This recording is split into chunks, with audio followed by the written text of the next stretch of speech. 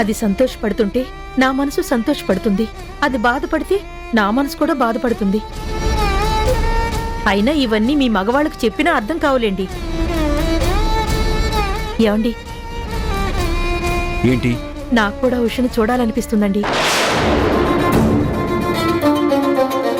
ఏమైందండి, మాట్లాడరేంటి? ఇప్పుడు వద్దులే రాత, ఇంకెప్పుడైనా చూద్దాం. అదేంటి, కూతుర్ని చూసుకున్నానన్న సంతోషం మీకుంటే సరిపోతుందా? తల్లిగా నాకక్కర్లేదా?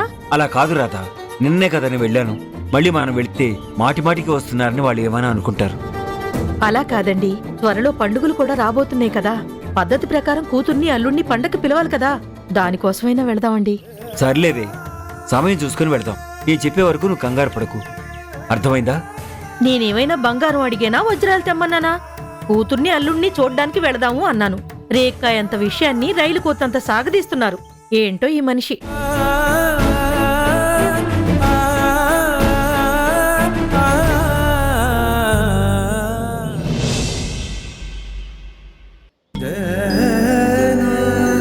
ఒకప్పుడు ఉషా ఎంత సంతోషంగా ఉండేది.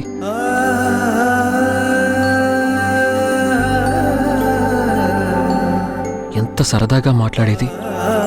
మీరు అంత అద్భుతంగా పాడారంటే సాక్షాత్తు ఆ సరస్వతీదేవి మీకు స్వరాభ్యాసం చేసి ఉంటుంది. స్వరాభ్యాసం?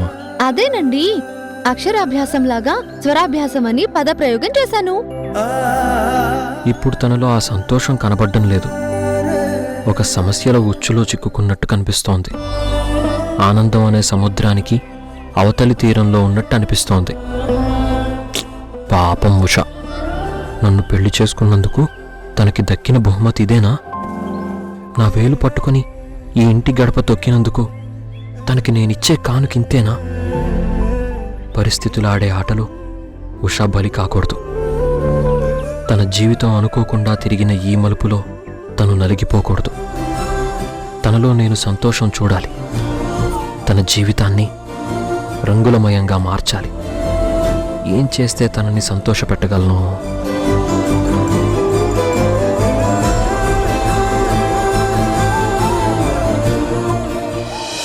తెలియదే తెలియదే ఇదివరకెప్పుడైన మనసుకే ప్రేమొకటుందని, నిజమిదే రుజువిదే ఎదలో మొదలైంది అలజడే. ఏమౌనో అని పరిచయముక విల్తగా మలిచెను కలిసేతగా, మరి మరి తలచే నిన్నిలా మరువలేనంత అడుగులు ఎటు. ఈ పువ్వు తీసుకెళ్ళి ఉషకి కనిపించేలా పెడదాం. తన మనసు ప్రశాంతంగా ఉంటే ఖచ్చితంగా ఈ పువ్వు తీసుకుంటుంది. పదపదమని మనసు ఇప్పుడిలా జతపడమని అడుగుతోందిగా. అరే అరే అరే ఎందుకో ఇలా కుదురుగా నన్ను. తను రూమ్లోకి వస్తుంది కదా, తనకి కనిపించేలా ఇక్కడ పెడదాం.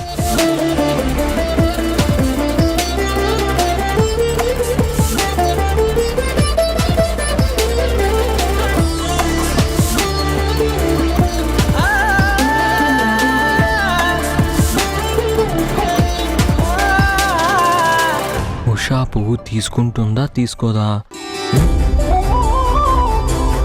తీసుకుంటుందా తీసుకోదా? ఏవండి,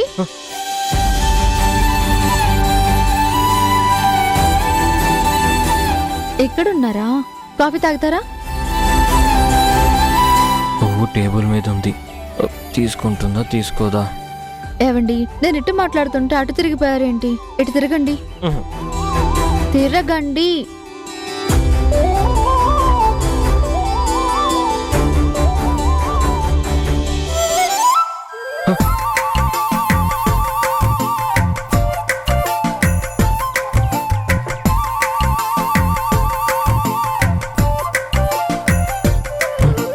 ఇదేంటి, పువ్వు లేదు, ఉష కూడా లేదు.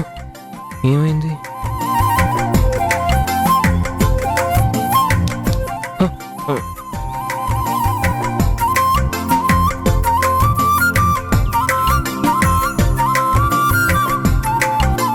ఎవరి కోసం వెతుకుతున్నారు? నా కోసమా? ఉహు.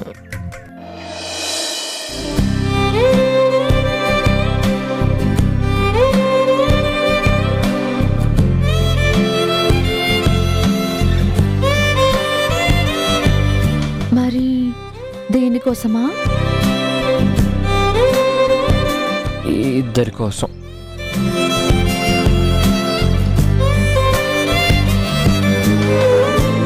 మ్మ్. ఉహు. మ్మ్.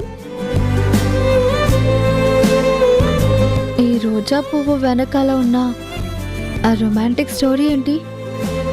ఏం లేదు ఉషా, రాత్రంతా నువ్వేదో ఆలోచిస్తూ పడుకున్నావు కదా.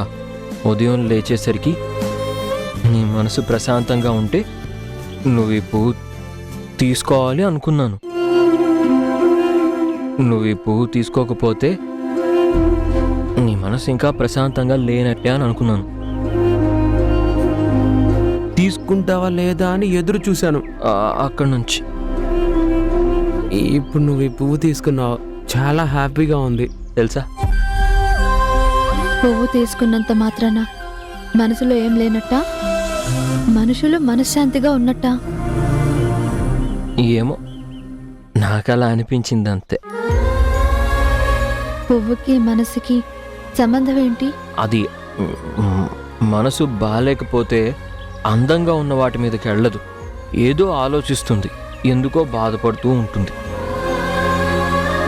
బాధలో ఉన్న మనసుకి అందంగా కనిపించే పువ్వులు, ఆకాశంలో కనిపించే మేఘాలు, సెలయేరులో వినిపించే స్వరాలు, మైదానంలో ఎగిరే సీతాకోక చిలుకలు ఇలాంటివి కనిపించవు. ఇవన్నీ మీకెలా తెలుసు? ఎవరు చెప్పారు? మా విద్యాధరి మేడం ఉంది కదా, ఆవిడ చెప్పారు. ఇలాంటి విషయాలు ఆవిడకి చాలా తెలుసు. ఆవిడ సంగీతంతోనే అవతల వాళ్ళ మనసు మార్చేస్తుంది. అలాంటిది అవతల వాళ్ళ మనసులో ఏముందో ఆవిడ తెలుసుకోలేదా? ఇప్పుడు చెప్పు, ఈ పువ్వు నువ్వు తీసుకున్నావంటే నీ మనసు ప్రశాంతంగా ఉన్నట్టే కదా? పగిలిన గుండెలో ప్రశాంతత అంత తొందరగా చిగురించదండి. నేను మనశ్శాంతిగా ఉండాలి అంటే మన ఇంట్లో చాలా మార్పులు రావాలి. దానికి ఇంకా చాలా టైం పడుతుంది. నువ్వు ఇప్పుడు ప్రశాంతంగానే ఉన్నావు కదా, మనసులో ఎలాంటి కలవరం లేదు కదా? మ్. చాలా థ్యాంక్స్. అది సరే గాని, భార్య కోసం పువ్వు తెస్తే ఇలా టేబుల్ మీద పెడతారా? మరేం చేయాలి? పువ్వులు ఎప్పుడైనా భర్త తన చేతితో భార్య జల్లో పెట్టాలి. అప్పుడే భార్యకి సంతోషంగా ఉంటుంది. భర్త తెచ్చిన ఆ పువ్వుకి విలువ ఉంటుంది. అవునా?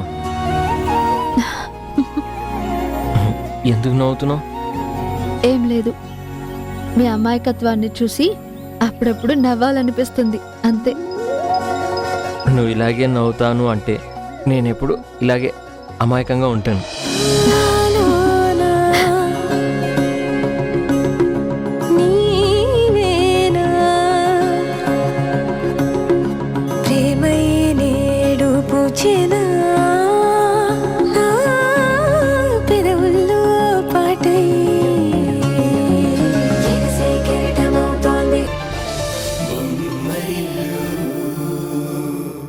చూడు దుర్గా, నేను ఇప్పుడు పెద్దింటి కోడలనయ్యాను. కానీ నేనొచ్చింది పెద్ద పేద కుటుంబం నుంచే. నేను పేదింటి అమ్మాయినే.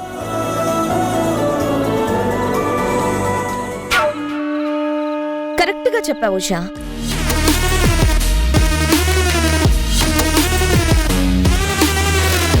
ఇప్పటికైనా ఈ ఇంట్లో నీ స్థాయి ఏంటో, నీ స్థానం ఎక్కడో బాగా గుర్తించినట్టున్నావు. అంత వెటకారాలు ఎందుకక్క? మన పని మనం చేసుకోవడంలో తప్పే ఉంది చెప్పు. ఇలాంటి ఇళ్లల్లో, ఇంత పెద్ద కుటుంబాల్లో ఏ పని చేయడానికి వాళ్ళు సపరేట్గా ఉంటారు. ఆ పనులు చేసే వాళ్ళకి ఒక స్థాయి అంటూ ఉంటుంది. మా స్థాయి వాళ్ళు వాళ్ళ పనుల్లోకి తల దూర్చరు. ఇప్పుడు నువ్వు అర్థం చేసుకో, నువ్వే స్థాయికి చెందిందానివో. అక్క, మన స్థానం ఎక్కడికి మారినా మన స్థాయి ఎంత ఎత్తుకెదిగినా చేత్తోనే తింటాం. స్థాయి పెరిగింది కదా అని అరికాళ్లతో ముద్దలు చేసి తినం కదా. కాలినడకన నడిచేవాడైనా విమానంలో తిరిగేవాడైనా ఒంటికి కట్టేది బట్టే, తినేది అన్నమే. డబ్బుంది కదా అని బంగారం కట్టుకోడు, వజ్రాలను భోజనంగా తినడు.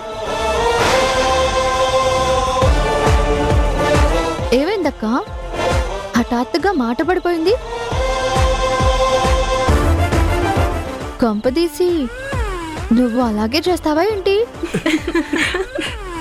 ఏంటి తమాషాలు చూస్తున్నారా? పని చూసుకోండి.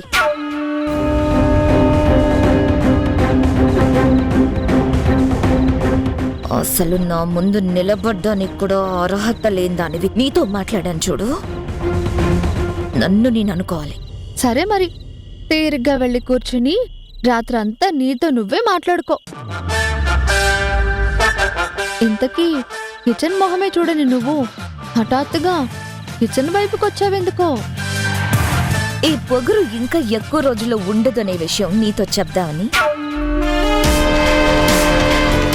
By the way, congratulations. నీకు త్వరలో ట్రాన్స్ఫర్ అవ్వబోతుంది. ట్రాన్స్ఫరా? అవును. ఇకపై నువ్వు అత్తగారితో మాటలు పడాల్సిన అవసరమూ లేదు, తోటి కూడలతో పోట్లాడాల్సిన అవసరమూ లేదు. ఇంత పెద్దింట్లో ఈ మనుషుల స్థాయికి సమానంగా బ్రతకడానికి ఇబ్బంది పడాల్సిన అవసరమూ లేదు. నీకిష్టం వచ్చిన చోట బ్రతకచ్చు, నీకిష్టం వచ్చినట్టు బ్రతకచ్చు. అంత ఫ్రీడమ్ నీకు దొరకబోతుంది.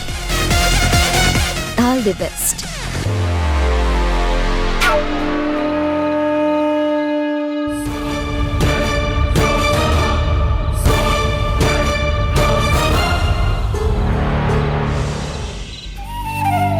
నిన్ను కన్న పెద్ద మనిషి ఈయనేనా? మాయ మాటలు చెప్పి మీ కూతుర్ని నా కొడుక్కి అంటగట్టలేదా?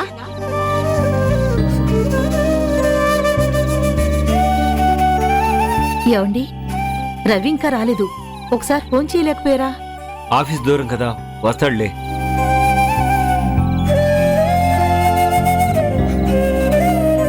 అదిగో మాటలోనే వచ్చేశాడు.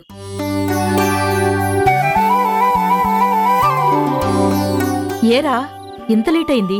ఏం లేదమ్మా, బస్ కొంచెం లేట్ అయిందంతే. అవునా, నిన్న చెల్లి దగ్గరికి వెళ్ళారు కదా, అక్కడ సంగతులు చెప్పలేదు. ఇంతకీ ఉష ఎలా ఉంది? మీరిచ్చిన వజ్రం మా కిరీటాల్లో మెరవనవసరం లేదు. వచ్చిన దారినే మీ కూతుర్ని కూడా తీసుకుని వెళ్తే మాకదే మీరు చేసే కొండంత సాయం. నాన్న మిమ్మల్ని, ఉష ఎలా ఉంది? బాగానే ఉందిరా. ఇంతకీ బావ సంగతి ఏంటి నాన్న? మా ఆఫీస్లో అనుకున్న మాటలు నిజం కాదు కదా? బావగారికి మాతి స్థిమితం లాంటివి అలాంటివేం లేవు కదా? జనాలకి ఇంత విషయం తెలిస్తే దాన్ని అంత సాగదీస్తారా. అందుకే వాళ్ళ మాటలు ఎక్కడ విన్నామో అక్కడే వదిలేయాలి. అయితే బావగారు బాగున్నారుగా? నిక్షేపంగా ఉన్నాడు. తన గురించి మనం అంత బాధపడాల్సిన అవసరం లేదు. అవునరా, నేను కూడా ఆ ఇంట్లో అల్లుడు గారి పరిస్థితి ఎలా ఉందో, కూతురు ఎంత దిగులుగా ఉందోనని తెగ కంగారు పడిపోయాను. మీ నాన్న అక్కడికెళ్ళి ఉషను చూసొచ్చాకే నా మనసు కాస్త కుదుట పడింది. టెన్షన్ అంతా నీ వల్లే అమ్మా. బియ్యపు గింజని భూతద్దంలో చూసి భూగోళం అనుకుంటా. అబ్బబ్బబ్బా, ఆపరా. ఏమైతేనేం అక్కడ నా కూతురు క్షేమంగా ఉంది. పద, భోంచేద్దు గాని. పద.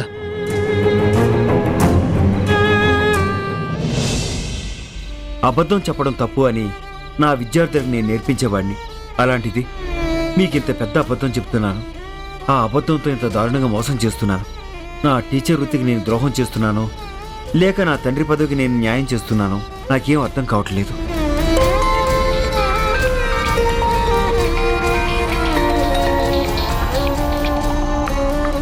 ఈ టైంలో తేజ ఫోన్ చేస్తున్నాడేంటి? హలో. హలో ప్రసాద్, ఎలా ఉన్నావురా? నేను బాగానే ఉన్నానురా. నువ్వు నీ కూతురు నెత్తి మీద పిడుగు పడుతున్నా నిదానంగా ఎలా ఉండగలుగుతున్నారా? అది మేము ఉండే విధానంలోనూ బ్రతికే పద్ధతిలోనూ వచ్చేస్తుందిరా. కొత్తగా తెచ్చిపెట్టుకోవాల్సిన అవసరం లేదు. అయినా ఇప్పుడు మా నిదానం గురించి నువ్వెందుకు మాట్లాడుతున్నావు? నువ్వు మా ఇంటికొచ్చినప్పుడు నీకు జరిగిన అవమానం గురించి ఇప్పటి వరకు నాకు చెప్పుకోలేదు.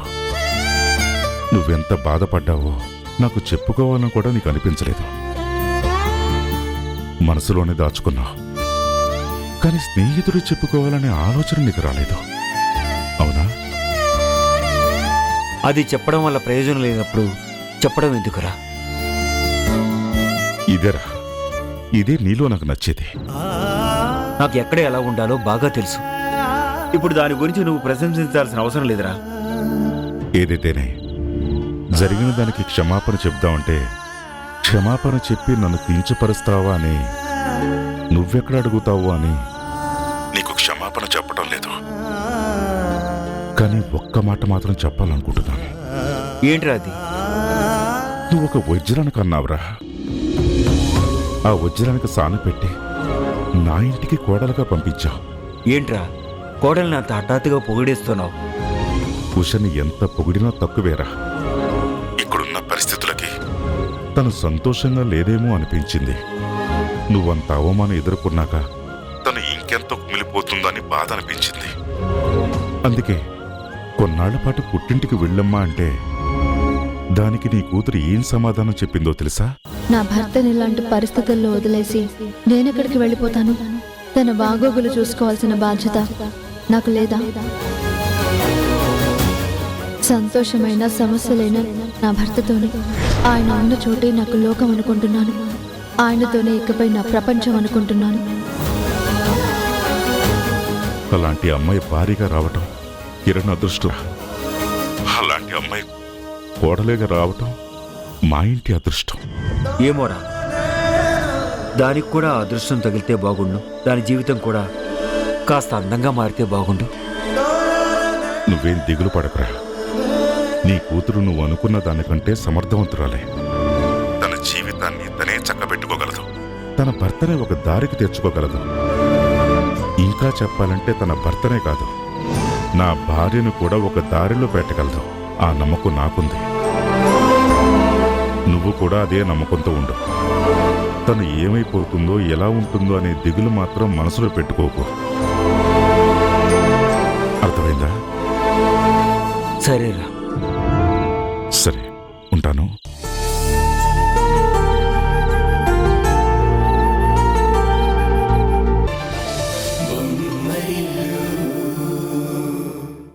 స్ట్రైట్ గానే అడుగుతున్నాను, కొత్త కారు ఎక్కడిది?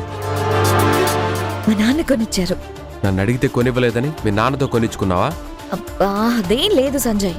పార్టీలకు వెళ్ళడానికి కొత్త కారుంటే బాగుంటుందని మా నాన్నతో మాట వరుస కన్నాను. మా నాన్న నిజంగానే కొనేశారు. మధ్యలో నన్నేం చేయమంటావు? మీ నాన్న కొన్నదల్లా తీసుకుంటే మన పరువు ఏమవుతుంది? ప్రేమగా కొనిచ్చారు సంజయ్, అందులో పరువు పోయేదే ఉంది. మనం కొనుక్కునే స్తోమతలో లేమా? ఇలాంటి కారులో తిరిగే స్థాయిలో లేమా? మీ నాన్నని అడుక్కోవడం నాకు నచ్చలేదు. మీ నాన్నని కొనివ్వడం అస్సలు నచ్చలేదు. కూతురు తండ్రిని అడిగేది అడుక్కోవడం అవ్వదు. తండ్రి కూతురికిచ్చేది దానం ఇవ్వడము అవ్వదు. సంజయ్, ఇదంతా ప్రేమతో జరిగేది. దానికి పిచ్చి పేర్లు పెట్టకు. ఆ ప్రేమ ఈ ఇంట్లోనూ ఉంది. అదేదో నన్నే అడిగితే నేనే కొనిచ్చేవాడిని కదా. ఇప్పుడు అమ్మ అడిగితే ఏం సమాధానం చెప్తావు? నలుగురి ముందు అది మా నాన్న కొనిచ్చాడని చెప్తే మా అమ్మ తల తీసేసినట్టు అవుతుంది. మా నాన్న నాకు అభిమానంతో కొనిస్తే దానికి మీ అమ్మ ఆత్మాభిమానం తగ్గిపోతుందా? బాగుంది సంజయ్, ఇది చాలా బాగుంది. మీరు కొనివ్వరు, మా నాన్న కొనిస్తే దానికి ఇన్ని వంకలు పెడతారా? అసలు నాకు అర్థం కాక అడుగుతాను, నువ్వు చేసినట్టే మిగతా కోడళ్ళు కూడా చేస్తున్నారా? ఏంటి మిగిలిన కోడళ్ళా? నన్ను వాళ్ళతో కంపేర్ చేస్తున్నావా? నేను హారిక ఉషా సమానమా?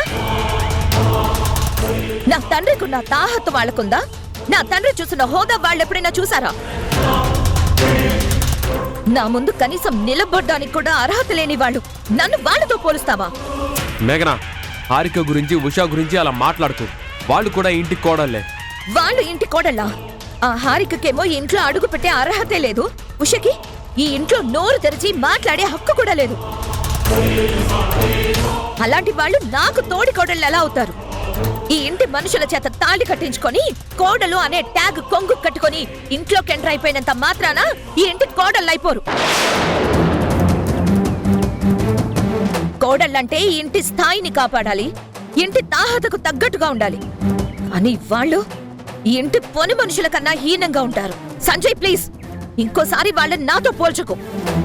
అసలు నీకు చెప్పాలని, నీకు బుర్రకెక్కుతుందని నేను అనుకున్నాను చూడు. నాది బుద్ధి తక్కువ. వాగడం తప్ప ఏమీ తెలియని నీతో వాదించాలనుకున్నాను చూడు. నన్ను నేను అనుకోవాలి. ఈయన చేదస్తాం. వెళ్ళం గొప్పతనం తెలియని మొగుడు దొరకడు నాకు. అయినా కొత్త కారు చూసి అత్తగారు ఏమనుకుంటారో అని భయపడతారేంటి? అత్తగారిని ఎలా కవర్ చేయాలో, ఎలా కన్విన్స్ చేయాలో నాకు తెలుసు కదా.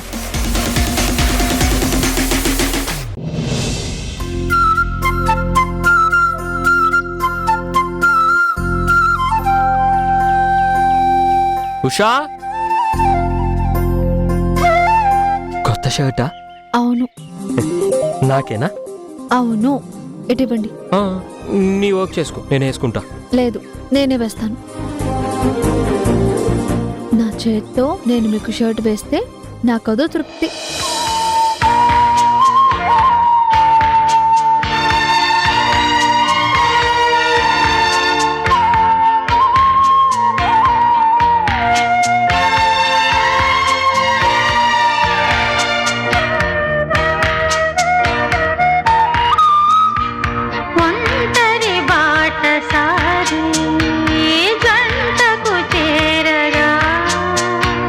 కంటికి పాపవైతే రెప్పగా మారనా, తూరుపు నీవుగా రేపువ నేనుగా, మల్లిక పాటగా పల్లవి ప్రేమగా, ప్రేమించే పెదవులొకటై పొంగించే శుభలు మనవైతే, జగతికే అతిథులే జననమౌదిన ప్రేమ జంటకి ఓం నమః నయన శృతులకు, ఓం నమః హృదయ లయలకు,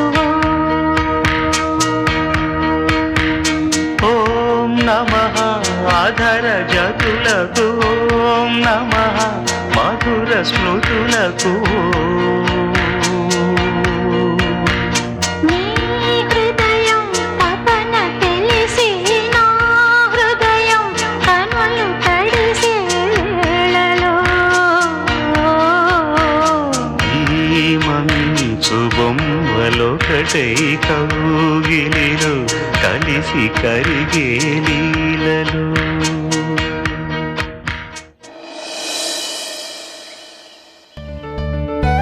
నాకేదో గిఫ్ట్ ఇస్తానన్నా? మ్మ్. తీసుకొస్తాను.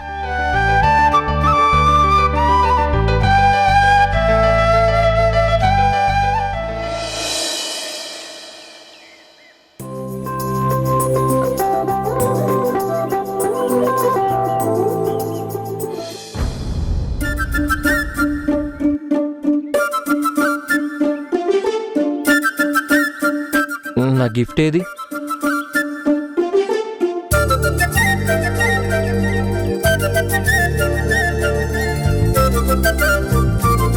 సర్ప్రైజా? మ్మ్.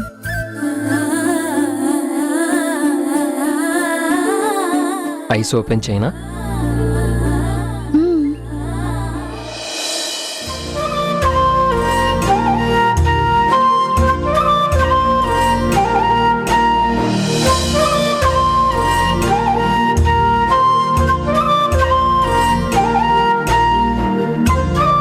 నేనే మీకోసం కుట్టాను. అవునా? ఈ నెమలీకని చూసినప్పుడల్లా నేను మీకు గుర్తుకు రావాలి. నేను నిన్నెప్పటికీ మర్చిపోను. నువ్వంటే నాకు అంత ఇష్టం.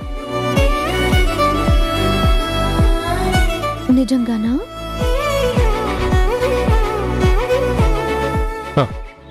నా మీద ఒట్టేసి చెప్పనా? వద్దు.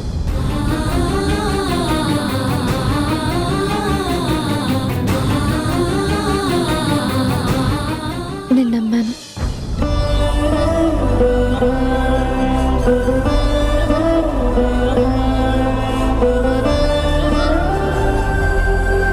ఈ గిఫ్ట్ చాలా బాగుంది.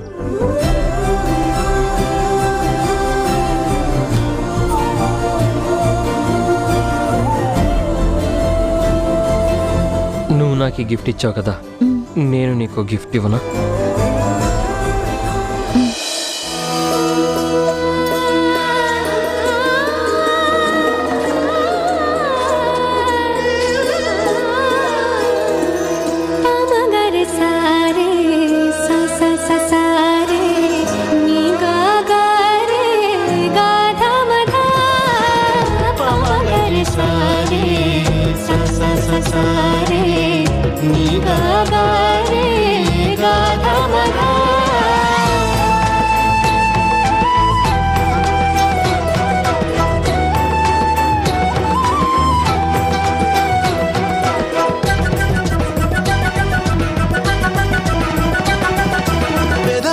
ఈ రెండు చేతులతో నా కోసం ఇంత అందమైన బహుమతి ఇచ్చినందుకు ఈ రెండు చేతులకి గిఫ్ట్ ఇచ్చాను. ఈ గిఫ్ట్ నీకు నచ్చిందా?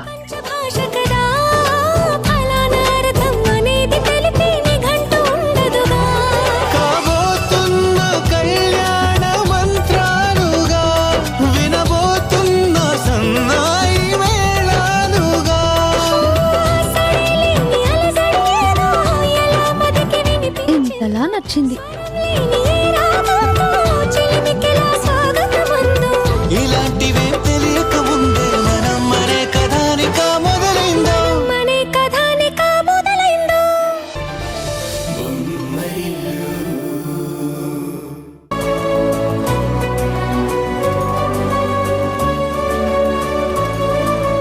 ఇదిగో ఇదే నా కొత్త కార్.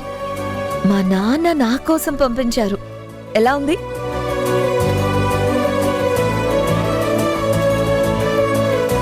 చాలా బాగుందక్క. ఆగు.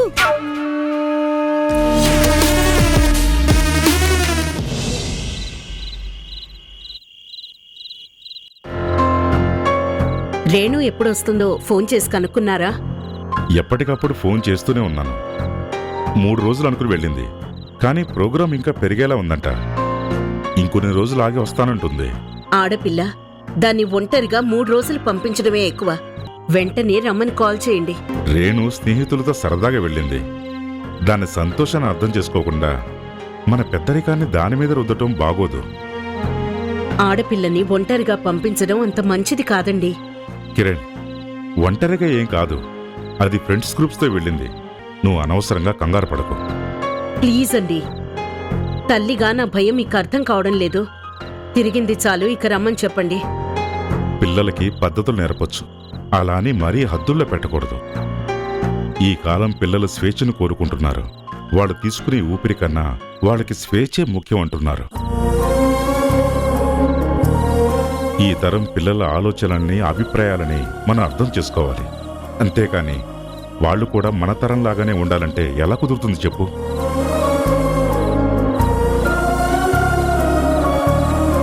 అయినా రేణు మన బిడ్డ, మన పెంపకంలో పెరిగింది.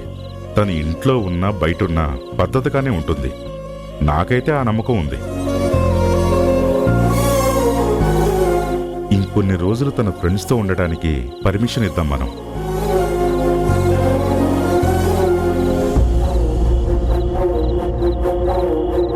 ఏంటి, నువ్వు ఒప్పుకున్నట్టేనా?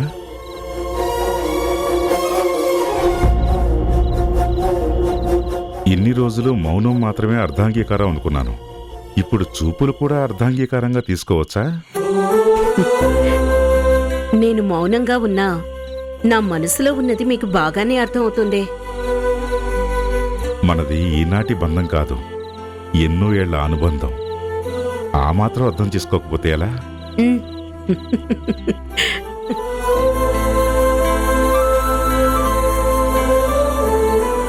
మా నాన్న కూడా అచ్చం మీలాగే మావయ్య గారు. నన్ను బాగా అర్థం చేసుకుంటారు. మనసులో మాట ఇట్టే తెలుసుకుంటారు. అందుకే అడగకుండానే నాకు కారు కొనిచ్చారు. మేఘన, అత్తారింటికొచ్చాక పుట్టింటి గొప్పలు కాస్త తగ్గించుకోవాలి. నువ్వు పుట్టింటి వాళ్ళని అంత పొగుడుతున్నావంటే అత్తింటి వాళ్ళని తగ్గించినట్టే అవుతుంది. కొంచెం పుట్టింటి వాళ్ళని పొగడ్డం తగ్గించు. నేనేదో అనుకుని నోరెత్తితే ఆఖరికి నా నోరే మోయించింది మా అత్త.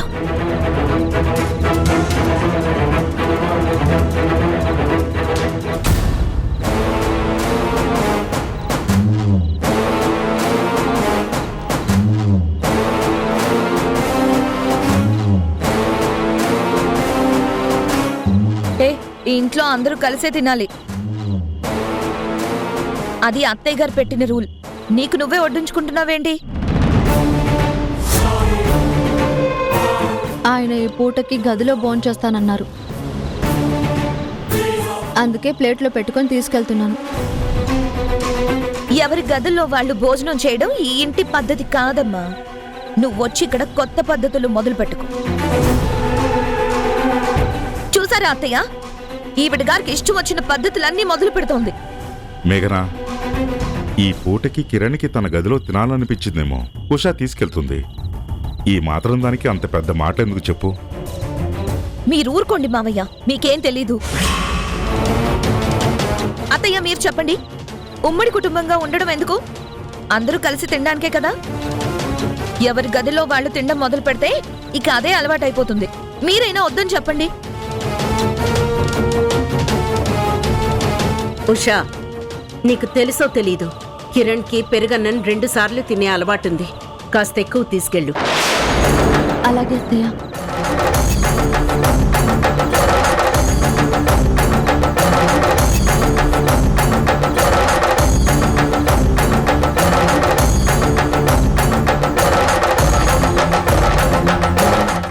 అత్తయ్య, మేఘనా, కొన్ని చిన్న విషయాల్ని చిన్నగానే వదిలేయాలి. వాటిని పెద్దగా చేయడానికి చూడకూడదు. అయినా దేని గురించి ఆలోచించాలో, దేనికి అడ్డుపడాలో ఆ మాత్రం తెలియకపోతే ఎలా? అయినా ఆకలి తీర్చే భోజనానికి ఎప్పుడూ అడ్డుపడకూడదు.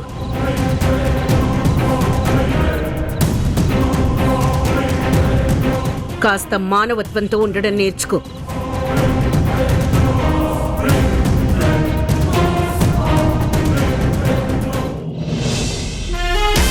కంపు తీసి అత్తయ్య గారి ఆలోచనలో మార్పు ఏమైనా వచ్చిందా? పెద్ద కోడలనైనా నన్ను సమర్థించకుండా నిన్న మొన్న వచ్చిన చిన్న కోడల్ని సమర్థిస్తుందేంటి? ఇదే కానీ కొనసాగితే చిన్న కోడల అధికారం పెద్దదైపోతుంది. పెద్ద కోడలనైనా నేను ఆవిడ ముందు చిన్న బుచ్చుకోవాల్సి వస్తుంది. అదెట్టి పరిస్థితుల్లోనూ జరగకూడదు.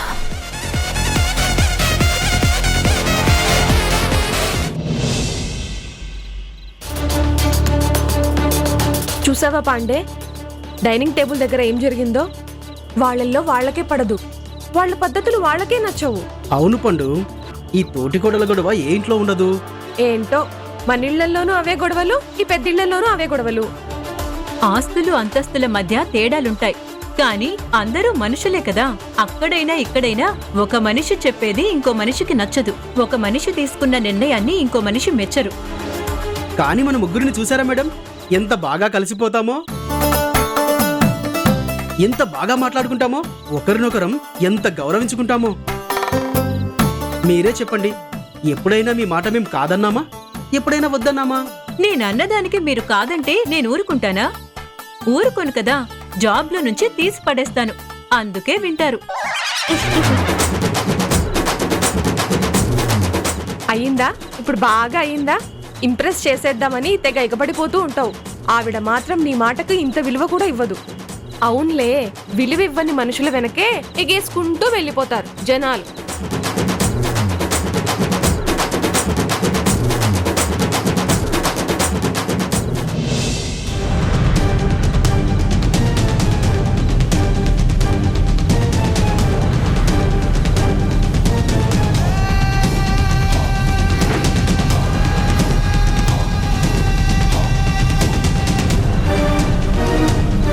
ఏం చేస్తున్నావు మేఘనా?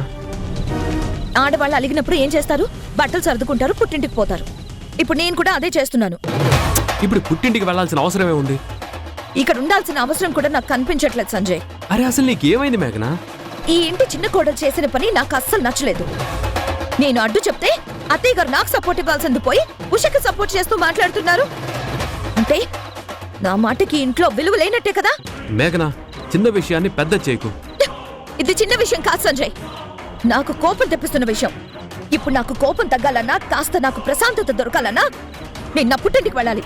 జరుగు. ఏయ్ మేఘనా, ఏయ్ మేఘనా, మేఘనా ప్లీజ్, నువ్వు వెళ్ళడం నాకు ఇష్టం లేదు. ఈ ఇంట్లో నాకు విలువ లేనప్పుడు నేను ఇక్కడ ఉండలేను. నీకు విలువ లేదని ఎందుకు అనుకుంటున్నావు?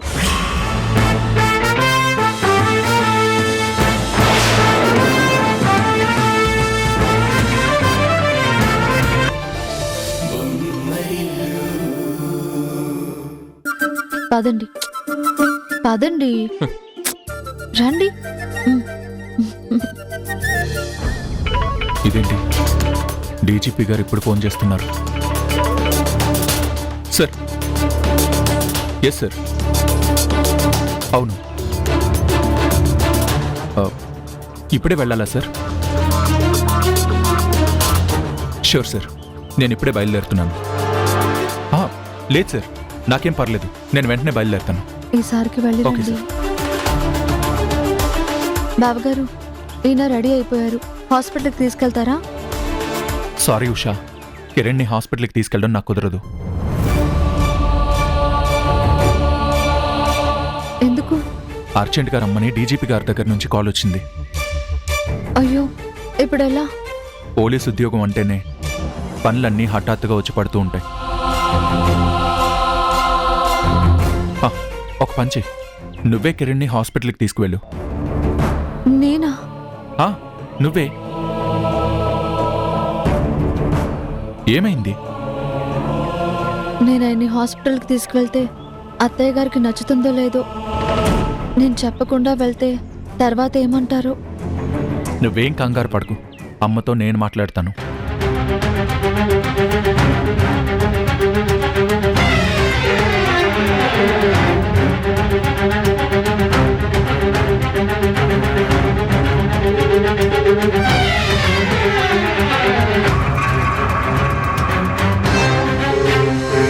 అమ్మ ఫోన్ లిఫ్ట్ చేయట్లేదు, మీటింగ్లో బిజీగా ఉందనుకుంటా. అమ్మకి నేను చెప్తాను.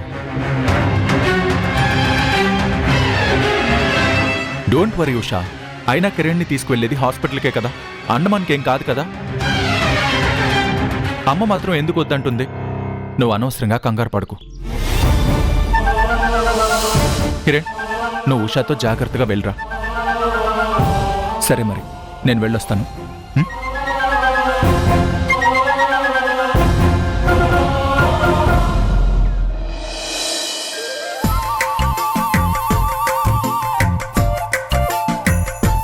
ఎందుకు నవ్వుతున్నారు?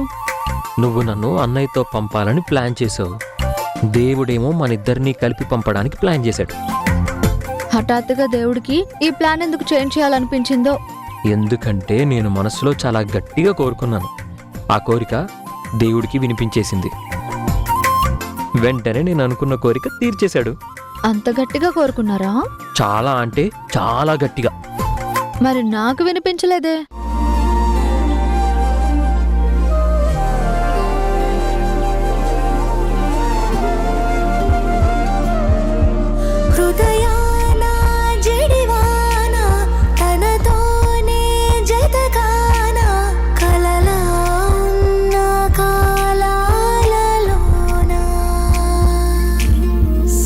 ఇక్కడ అనుకున్నాను, ఇక్కడ అనుకున్నది మనసుకి తెలుస్తుంది కానీ మనుషులకి వినిపించదు.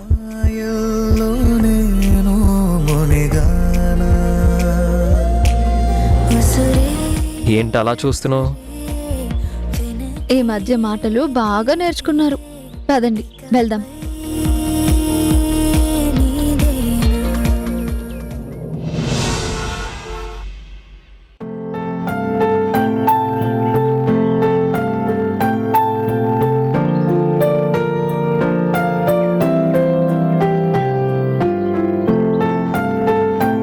చెప్పండి కిరణ్ గారు, ఎలా ఉన్నారు?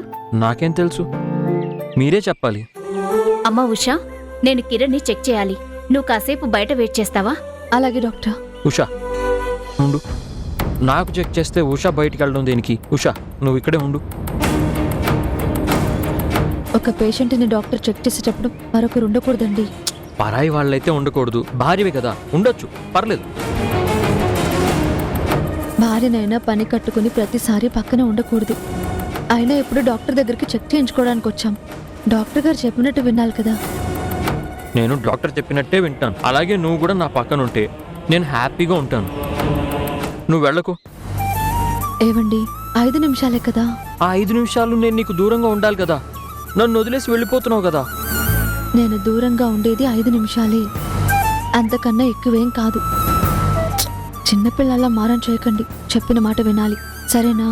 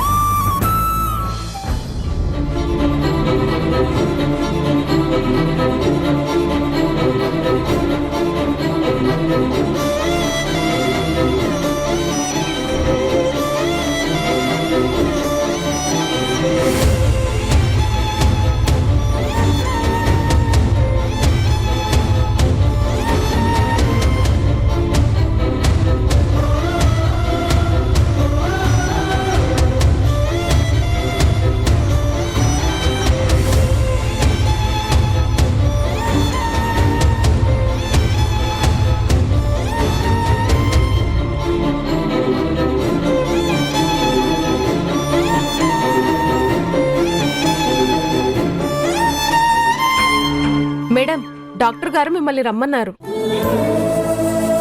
మరి నేను మీరు కూర్చోండి, నేను ఇప్పుడే వస్తాను. Only 5 minutes.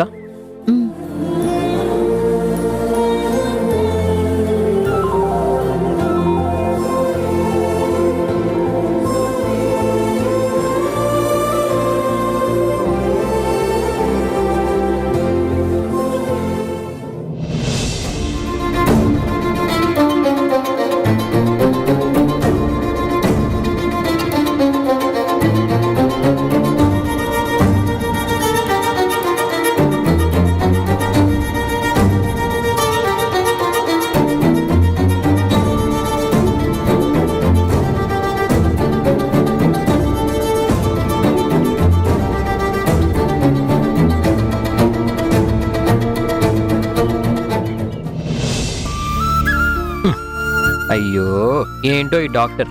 నిన్ను బయటికి పంపించి నన్ను డాక్టర్ చెక్ చేశారు. నన్ను బయటికి పంపించి నీతో మాట్లాడారు. ఆ డాక్టర్కి తెలీదా తర్వాత మనం మాట్లాడుకుంటామని? ఇంతకీ డాక్టర్ ఏం చెప్పారు? మీరు రోజు రోజుకి హెల్దీ అవుతున్నారంట. ఇంతకు ముందు కన్నా మీలో చాలా ఇంప్రూవ్మెంట్ కనిపించిందంట. నువ్వు చెప్పేది నిజమా? లేకపోతే డాక్టర్ ఒకటి చెప్తే నేను ఇంకోటి చెప్తున్నాను అనుకుంటున్నారా? అయినా నేను అబద్ధం చెప్తానని ఎలా అనుకుంటున్నారు? నువ్వు ఎప్పుడు అబద్ధాలు చెప్పవు, నిజమే చెప్తావు. ఆ విషయం నాకు తెలుసు. నా మీద ఎందుకంత నమ్మకం? ఏమో, నీ మాటలు వింటుంటే నమ్మాలనిపిస్తుంది. సరే, పదండి.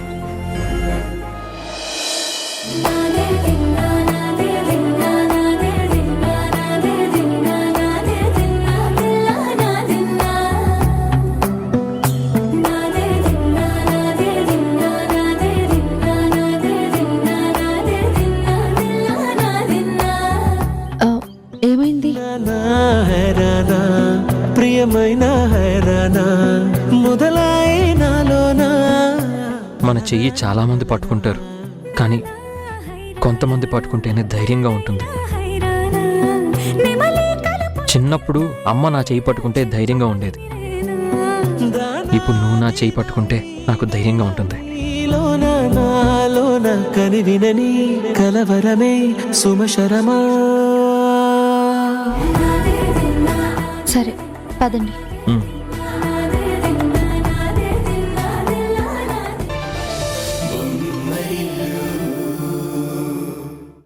రవి రవి, చెప్పమ్మా. చెల్లి దగ్గరికి వెళ్లే ఛాన్స్ వచ్చింది కదా అని మురిసిపోయి ఉత్తి చేతులు ఊపుకుంటూ వెళ్లకు. దానికి బాదం హల్వా అంటే చాలా ఇష్టం. వెళ్ళేటప్పుడు మర్చిపోకుండా తీసుకుని వెళ్ళు. సరేనమ్మా, నువ్వు చెప్పావని నీ వల్లే బాదం హల్వా తీసుకొచ్చానని కూడా చెప్తాను. ఇప్పుడు హ్యాపీయా? చాలేరా వెటకారం. ముందు వెళ్ళేటప్పుడు బాదం హల్వా కొనడం మర్చిపోకు. సరే అమ్మా, ఉంటాను. సరేరా.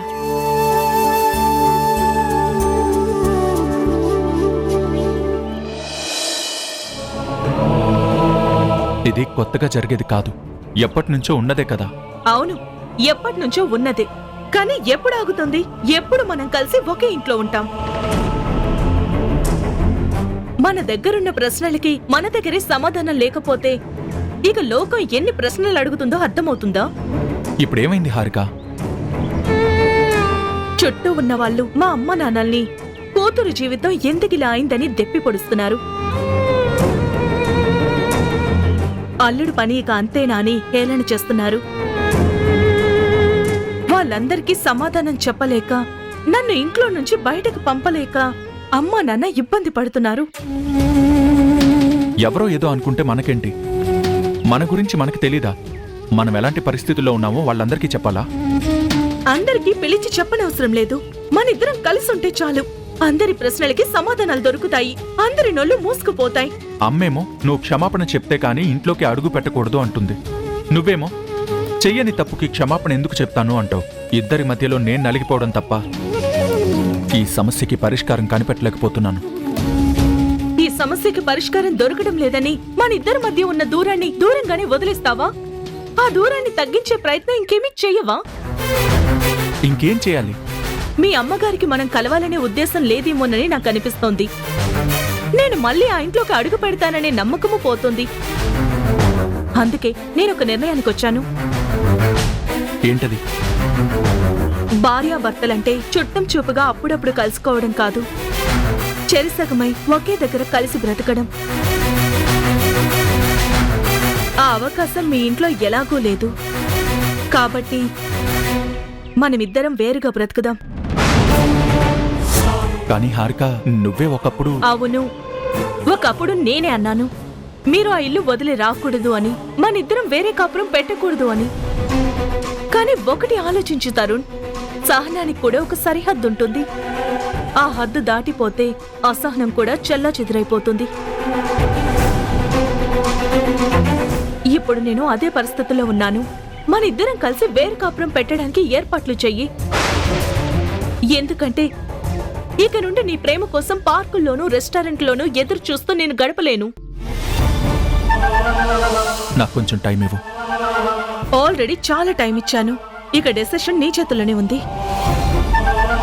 బాయ్.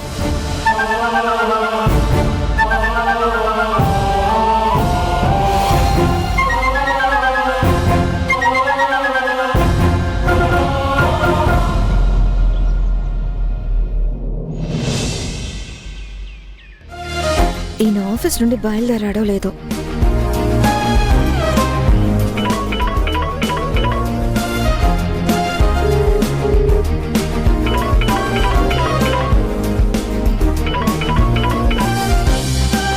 చెప్పు మేఘనా. సంజయ్ ఆఫీస్ వర్క్ అయిపోయిందా? ఆఫీస్ వర్క్ అయితే ఏంటి, కాకపోతే ఏంటి? ఎందుకు, ఏంటి విషయం? ఆ ఆఫీస్ వర్క్ అవతల పడేసి ఇంటికొస్తే ఇట్లుండే పార్టీకి వెళ్దామని. పార్టీ? ఏం పార్టీ? మా ఫ్రెండ్ కి పెళ్ళయ్యి 100 రోజులైందండి. 100 days అచీవ్మెంట్ అని ఏదో కొత్త పార్టీ ఇస్తుంది. కొంపదీసి వాళ్ళ నాన్న ఏమన్నా సినిమా ప్రొడ్యూసరా? హే అవును, నీకెలా తెలుసు? ఇలా 50 రోజులకు 100 రోజులకు ఫంక్షన్స్ చేసుకునే అలవాటు సినిమా వాళ్ళకే కదా ఉండేది. ఈ మధ్య ఎలాగో సినిమాలకి 100 రోజులు 50 రోజుల ఫంక్షన్లు జరగటం లేదు. కనీసం కూతురి పెళ్లి విషయంలోనైనా 100 రోజుల ఫంక్షన్ జరిపించాలనుకుంటున్నాడేమో. సర్లేండి, వాళ్ళు ఎలా పిలిస్తే మనకెందుకు, ఎలా ఖర్చు పెడితే మనకెందుకు? మనల్ని పిలిచారు, మనం వెళ్ళాలి అంతే. నీ ఫ్రెండ్ కాబట్టి నువ్వెళ్ళు, మధ్యలో నేనెందుకు? ఇలాంటి ఫంక్షన్లకి భార్యాభర్తలు ఇద్దరు కలిసి వెళ్ళాలి. ఎవరికి వాళ్ళు వెళ్తే వాళ్ళ ముందు మనకు విలువే ఉంటుంది. ఇప్పుడు వాళ్ళెవరో తెలియని మనుషుల దగ్గర నా విలువ పెంచుకోవాలా? నా విలువ పెంచుకోవడం కోసం పనులన్నీ పక్కన పెట్టి రావాలా? వాళ్ళ కోసం కాకపోయినా నా కోసం రా సంజయ్. మా నాన్న కొనిచ్చిన కొత్త కారులో సరదాగా వెళ్దామని ఎంత ముచ్చట పడ్డానో. ఆ ముచ్చట మీద చన్నీళ్లు చల్లేసి నీరు గార్చేస్తున్నారు. చూడు మేఘనా, నాకంత ఖాళీ కూడా లేదు. ఆ ఫంక్షన్ అంత ఇంపార్టెంట్ అని నేను అనుకోవడం లేదు. అంతగా పార్టీ మిస్ అవ్వకూడదు, ఫ్రెండ్స్ని మిస్ అవ్వకూడదు అనుకుంటే నువ్వు ఒక్కదానివే వెళ్ళొచ్చాయి. నేనొక్కదాన్నే వెళ్ళొచ్చేసేలా ఉంటే మిమ్మల్ని ఎందుకు బ్రతిమలాడతాను? మా నాన్న కొన్న కొత్త కారులో ఇద్దరం సరదాగా వెళ్దామనుకున్నాను. కానీ మీరే కాస్త కూడా ఉత్సాహం చూపించట్లేదు. ఏంటి, మీ నాన్న కొనిచ్చిన కారా? చూడు, ఆ కార్ కాస్ట్ మా అమ్మ ఎప్పుడో మీ నాన్నకి పంపించేసింది. ఆ కార్ ఇప్పుడు మీ నాన్న కొన్నట్టు కాదు, మా అమ్మ కొన్నట్టు. అది మర్చిపోకు. ఇప్పుడు ఎవరు కొంటే ఏమైంది? ఇందుకు మీరు పార్టీకి వస్తున్నారా లేదా అది చెప్పండి. నీ పార్టీ కోసం నా పనులు ఆపుకోలేను. నా పనులు నావి, నీ పార్టీ నీది. నువ్వు ఒక్కదానివి వెళ్ళి ఆ 100 రోజుల పండగలో నీకు ఇష్టం వచ్చినట్టు ఎంజాయ్ చేయి. ఉంటాను. Hello Sanjay,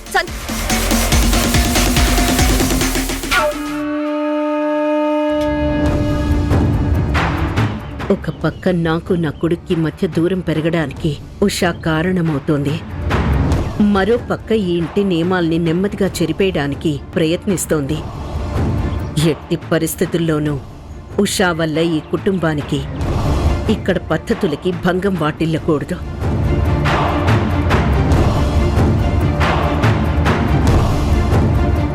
hi ma'am.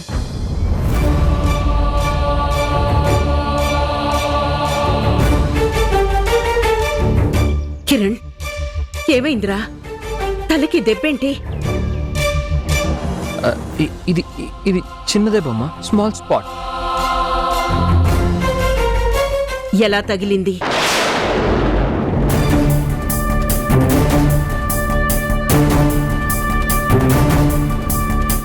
సరే, వీణ్ణి లోపలికి తీసుకువెళ్ళు. పద.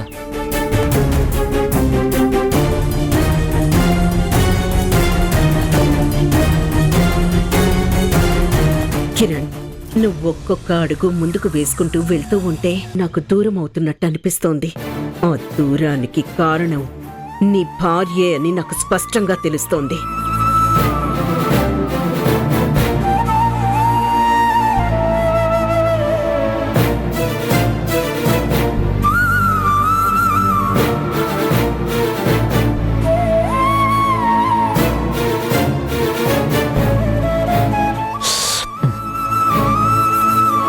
నొప్పిగా ఉందా అండి?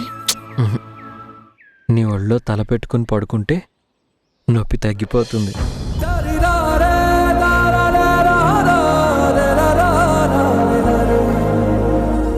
నొప్పిగా ఉందా నాన్న? అమ్మా, నీ ఒడిలో తల పెట్టుకుని పడుకుంటే నొప్పి తగ్గిపోతుందమ్మా.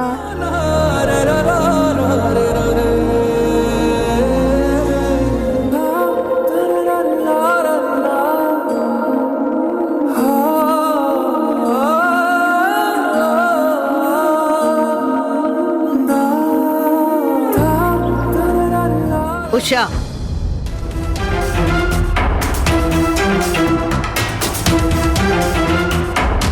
ఒకసారి బయటికి రా.